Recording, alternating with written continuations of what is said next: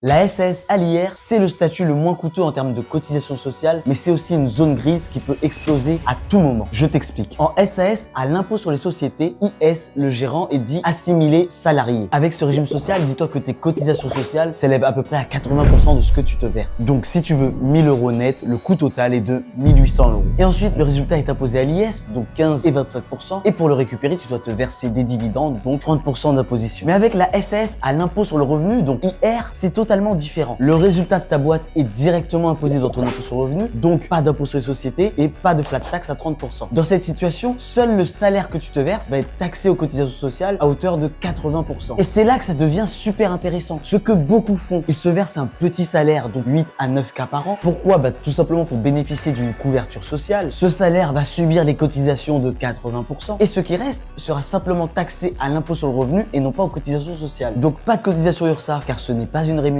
Pas de prélèvements sociaux à 9,7% parce que l'URSSAF ne considère pas qu'il s'agit de revenus d'activité et pas de prélèvements sociaux à 17,2% parce que le fisc ne considère pas qu'il s'agit de revenus du patrimoine. Donc pour le moment, ni l'URSSAF ni le fisc ne réclament rien. Mais demain, un simple contrôle peut tout requalifier. Revenus d'activité, revenus du capital, abus de droit social, toutes les hypothèses sont ouvertes. C'est la zone grise qui dit gros gain, dit gros risque.